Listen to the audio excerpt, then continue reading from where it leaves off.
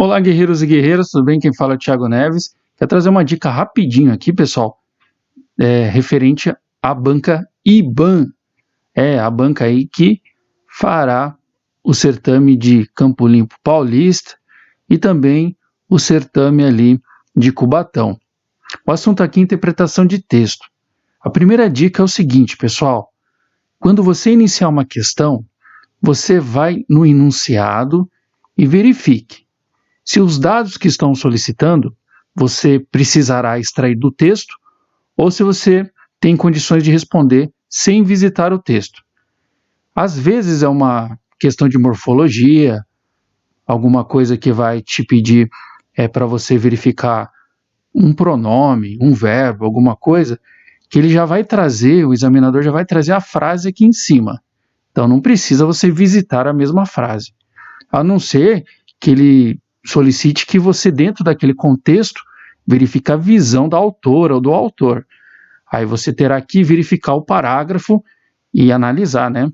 Então, nesse sentido aqui, pessoal, quero trazer só uma dica rapidinho. O que pediu aqui? Antes você vai visitar o enunciado e vai ler e prestar muita atenção no enunciado, que às vezes você já consegue matar a questão logo de cara.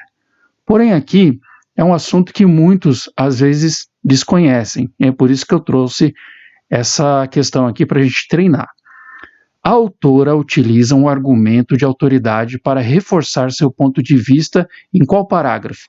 Esse aqui é o tipo de questão aí que vai pedir para você visitar ou as linhas, né, ou os parágrafos.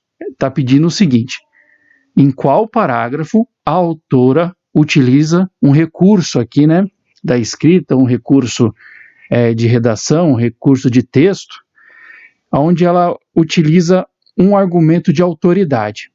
Eu já respondo para você que não sabe o que é um argumento de autoridade. O argumento de autoridade é um tipo de argumento no qual é inserida a fala de algum especialista naquilo que se propõe o tema exposto, de forma que a ter a credibilidade de uma autoridade neste assunto. Os argumentos de provas concretas são aqueles que trazem consigo a documentação de fatos irrefutáveis que comprovem o alegado. Thiago, não entendi, foi porcaria nenhuma. O que acontece, pessoal?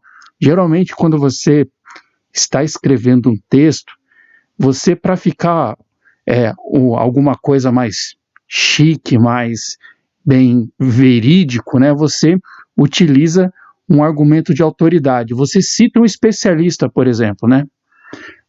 Vou dar um exemplo bem simples para vocês. Imagina que você está falando sobre segurança pública, né? O seu texto lá, uma redação que você está falando de segurança pública. Porém, você quer colocar um argumento de autoridade, tá? O que você vai fazer em alguns parágrafos? Segundo fulano tal, né? Você pode fazer isso. Segundo fulano tal, especialista em segurança pública, né? Você pode citar alguém, ou você pode colocar um argumento de autoridade ali, de uma legislação específica, né? Segundo a lei tal, né? Com base na lei tal, não deixa de ser um argumento de autoridade, tá? Mas geralmente você vai citar um estudioso, você vai citar um cientista, você vai citar um especialista. Para que não fique muito extenso aqui, eu já indiquei o parágrafo aqui que foi colocado um argumento de autoridade.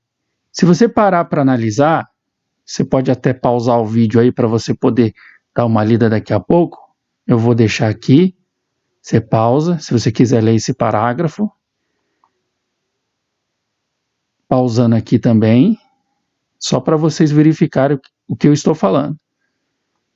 E aqui embaixo, eu indiquei aqui o argumento de autoridade. O que acontece?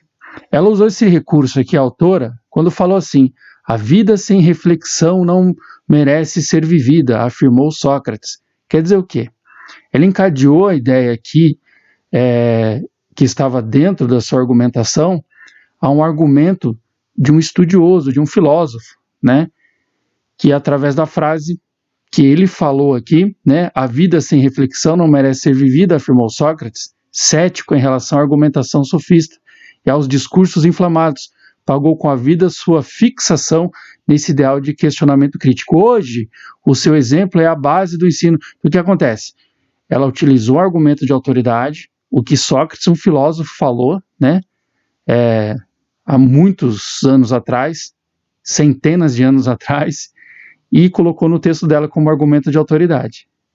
Então, se você parar para pensar aqui, no segundo parágrafo não foi, no terceiro não foi, no sétimo não foi, foi no oitavo. Ela utilizou esse recurso, um argumento de autoridade, quando mencionou a fala de Sócrates. A vida sem reflexão não merece ser vivida. Então, nesse sentido, a autora colocou o argumento de autoridade aqui, no oitavo parágrafo, tá bom? E é o que está pedindo aqui.